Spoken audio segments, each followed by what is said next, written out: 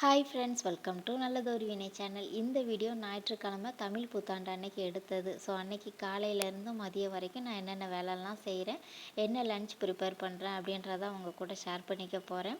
So அன்றைக்கி புத்தாண்டு அப்படின்றதுனால வெஜ் லன்ச்சு தான் ப்ரிப்பேர் பண்ணியிருந்தேன். குட்டி பிள்ளை நல்லா தூங்கிட்டு இருக்கா. நான் கொஞ்சம் சீக்கிரமாகவே எழுந்திரிச்சு தலைக்கெல்லாம் குளிச்சுட்டு அதுக்கப்புறமா தான் கீழே வந்தேன். வீட்டுக்காரர் பார்த்தீங்க அப்படின்னா பிளாக் டீ கேட்டிருந்தாங்க. ஸோ அதுதான் ப்ரிப்பேர் பண்ணிகிட்டு இருந்தேன். நல்லா சுள்ளுன்னு இஞ்சி தட்டி போட்டு கருப்பட்டி எல்லாம் போட்டிருந்தேன். எங்கள் வீட்டிலலாம் கடுங்காப்பி அப்படின்னு தான் சொல்லுவோம். ஆனால் அதில் டீ தூள் தான் போடுவோம். நல்லா காரம் இஞ்சி எல்லாம் தட்டி போட்டு அதில் பொரிகடலை முறுக்கு ஏதாவது ஒன்று நொறுக்கி போட்டு நல்லா சுட சுட குடித்தோம் அப்படின்னா சூப்பராக இருக்கும். அவங்களுக்கு கொஞ்சம் நல்ல சளி பிடிச்சிருக்கு. அதனால் மில்கெல்லாம் கொஞ்சம் அவாய்ட் பண்ணலாம் அப்படின்னு சொல்லிட்டு காலையிலேயே கட்டஞ்சாயா கருப்பட்டி போட்டு கொடுத்தாச்சு. கொஞ்சம் சூடாக இருந்தது, வெளியில் போகிற வேலை இருந்ததுனால 2 ஆற்றி கையில் கொடுத்துட்டேன். லைட்டாக சிந்திருச்சு. அதை தொடச்சிட்டு அப்படியே நானும் ஒரு காஃபியை குடிச்சிட்டு அப்படியே மேலே வந்தாச்சு.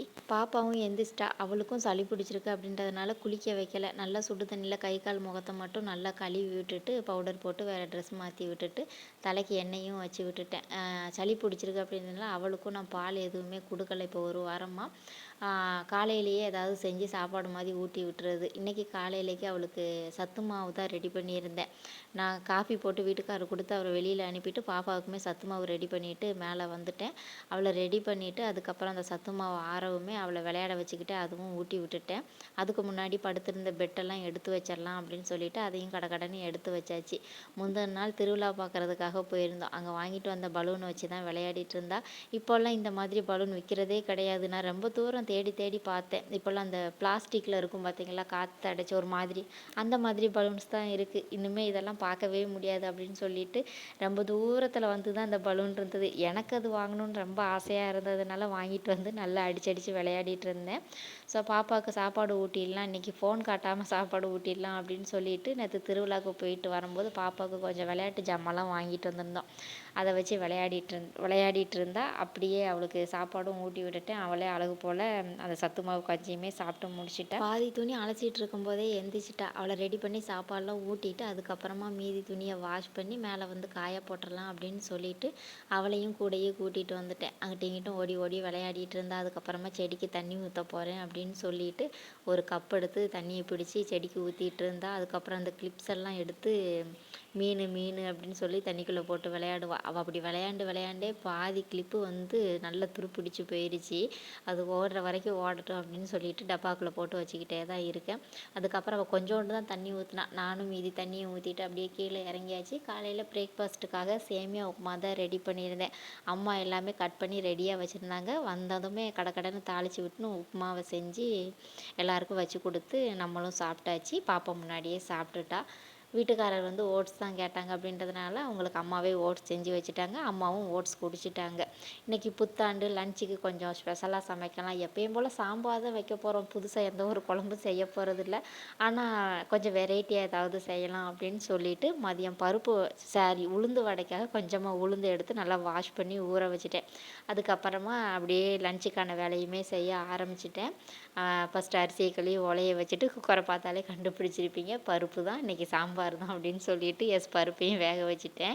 அதுக்கப்புறமா காலையில் அம்மா விளக்கி வச்சுருந்த பாத்திரம் எல்லாம் நல்லா காஞ்சிருச்சு. அதை எடுத்து வச்சுட்டா இப்போ சேர்ந்த பாத்திரத்தை விளக்கிடலாம் அப்படின்னு சொல்லிட்டு அதை எடுத்து வச்சுட்டு இப்போ சேர்ந்த பாத்திரத்தையும் கடன்னு விளக்க ஆரம்பிச்சிட்டேன். இப்போல்லாம் பாத்திரம் எங்கேருந்து எப்படி சேருதுன்னே தெரில. எப்போ பார்த்தாலும் சிங்கில் பாத்திரம் கிடந்துக்கிட்டே இருக்குது. பாத்திரம் விளக்கவே இப்போ எனக்கு கடுப்பாக இருக்குது பார்த்துக்கோங்க. புதன்கிழமை காய்கறி வாங்கும்போது தான் அம்மா கத்திரிக்காய் வாங்கிட்டு வந்திருந்தாங்க. இன்றைக்கி தேங்காய் மல்லி இலை கருவேப்பிலை வாங்க தான் ஆள் கிளம்பியிருந்தாங்க. ஆனால் கத்திரிக்காயும் கூட சேர்த்து வாங்கிட்டு வந்துட்டாங்க. ஏம்மா வாங்கிட்டு வந்தீங்க, புதன்கிழமை தான் வாங்கிட்டு வந்தீங்க, நிறைய இருக்குது அப்படின்னு சொன்னால் கத்திரிக்காய் பார்க்க அழகாக இருந்தது பாப்பா, அதான் கத்திரிக்காய் வாங்கிட்டு வந்துட்டேன் அப்படின்னு பதில் சொல்கிறாங்க. சரி அப்படின்னு சொல்லிட்டு அதையும் எடுத்து வச்சுட்டு வாங்கிட்டு வந்த இஞ்சியுமே சின்ன சின்ன பீஸாக கட் பண்ணி டப்பாவில் போட்டு ஃப்ரிட்ஜில் வச்சாச்சு. இன்றைக்கி லஞ்சில் அவியல் கேட்டிருந்தாங்க அப்பா. மேக்ஸிமம் எங்கள் வீட்டில் இது செஞ்சு கொடுங்க இது செஞ்சு கொடுங்கன்னு யாருமே எதுவுமே கேட்குறது கிடையாது. லஞ்சு அப்படின்னா அது நான் செய்கிறது தான். என்ன செஞ்சாலும் பேசாமல் சாப்பிட்டுக்குருவாங்க. என்னைக்காவது யாராவது இப்படி ஆசைப்பட்டு, அதுவும் என் மாமனார் கேட்டால் நான் கண்டிப்பாக செய்யாமல் இருக்க மாட்டேன்.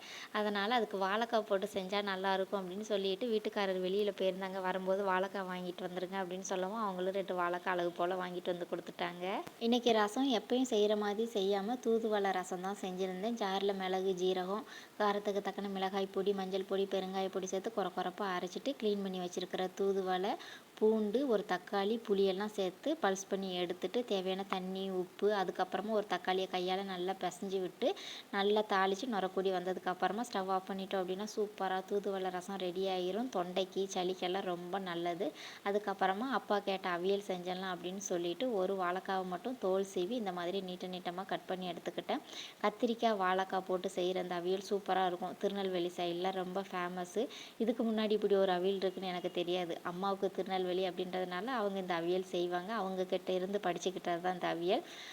ஒரு வாழைக்காய், அதுக்கப்புறம் 3 கத்திரிக்காவை நீல வாக்கில் கட் பண்ணி கொஞ்சமாக தண்ணி, உப்பு போட்டு வேக வச்சுட்டேன்.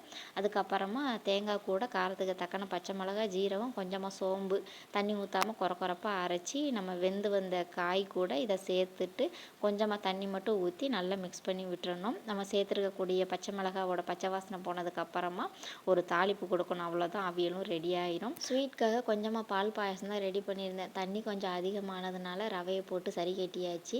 அதுக்கப்புறமா அந்த அவியலுக்கு தாளிப்பு வந்து கட்டாயமாக தேங்காய் எண்ணெய் தான் சேர்த்துக்கணும். தேங்காய் எண்ணெய் நல்லா சூடானதும் கடுகு, உளுந்தம் பருப்பு சேர்த்து பொரிஞ்சதுக்கப்புறமா கொஞ்சமாக சின்ன வெங்காயம் சேர்த்து நல்லா பொரிஞ்சதும் கருவேப்பிலையை சேர்த்து பொரிய விட்டு செஞ்சு வச்சுருக்கிற அவியலில் ஊற்றி நல்லா மிக்ஸ் பண்ணி இறக்கிட்டோம் அப்படின்னா சூப்பரான கத்திரிக்காய், வாழைக்காய் அவியல் ரெடி ஆயிரும். கண்டிப்பாக ட்ரை பண்ணி பாருங்கள்.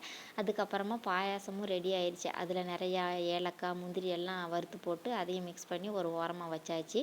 ஃபைனலாக உளுந்த வடைக்கு மாவு அரைச்சிடலாம் அப்படின்னு சொல்லிட்டு அதையுமே தண்ணியெல்லாம் வடித்து ஜாரில் சேர்த்துட்டு ஒரு சுற்றிட்டு கொஞ்சம் கொஞ்சமாக ஐஸ் வாட்டர் ஊற்றி நல்லா கொஞ்சம் கெட்டியாக அரைச்சி ஒரு பாத்திரத்தில் மாற்றிட்டு குட்டி குட்டியாக கட் பண்ணி வச்சுருக்கிற சின்ன வெங்காயம், இஞ்சி, பச்சை மிளகாய், கருவேப்பிலை, தேவையான உப்பு, கொஞ்சமாக ஜீரகம், மிளகெல்லாம் சேர்த்துட்டு இது கூட 1 ஸ்பூன் அளவுக்கு அரிசி மாவு, இடியாப்ப மாவு இருக்கும் இல்லையா, அதையும் சேர்த்து கையால் நல்லா கலந்து கொஞ்சம் அடித்து பிசைஞ்சு எடுத்துக்கிட்டோம் அப்படின்னா வடை போட்டு எடுக்கும்போது நல்லா புசு புசுன்னு சாப்பிட்டா சூப்பராக வரும். இதை ஒரு கொஞ்சம் நேரம் நல்லா அடிச்சுட்டு அதுக்கப்புறமா இதையும் ஒரு மூடியை போட்டு மூடி கொஞ்சம் நேரம் ஃப்ரிட்ஜில் வச்சுட்டேன்.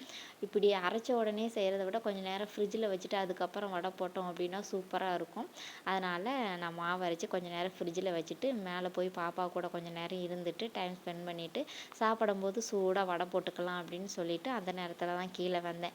அதுக்கு இடையில நான் மேலே காலையில் துணி காய போட்டிருந்தேன் இல்லையா, அதெல்லாம் எடுத்துகிட்டு வந்து மடித்து வச்சுட்டு தான் வந்து வடை போட்டுக்கிட்டு இருந்தேன்.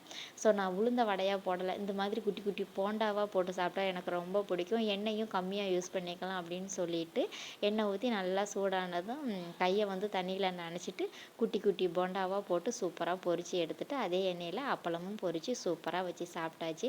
அதுக்கப்புறம் நல்லா ஒரு ரெஸ்ட்டை போட்டுட்டு ஒரு 7 மணிக்கு மேலே கோவில்பட்டியில் ஃபேமஸான சித்திரை தீர்த்தத்துக்கு கிளம்பியாச்சு. முந்தின நாள் போயிருந்தோம். இவ்வளோ கூட்டம் கிடையாது. ஆனால் இன்றைக்கி சித்திரை 1 தீர்த்தம் அப்படின்றதுனால அவ்வளோ கூட்டம் இருந்தது.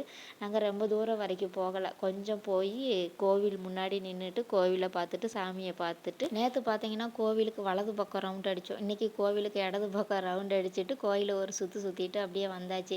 ராட்டனெல்லாம் நேற்று கூட்டம் கம்மியாக இருக்கும் போதே சுற்றியாச்சு. இன்றைக்கெலாம் ராட்டன ஏரியா பக்கமே போகலை. நேற்று வந்திருக்கும் போதே பாப்பா கேட்ட விளையாட்டு ஜாமான்லாம் வாங்கி கொடுத்தாச்சு. இன்றைக்கி வந்து விளையாட்டு ஃபோன் கேட்டிருந்தா.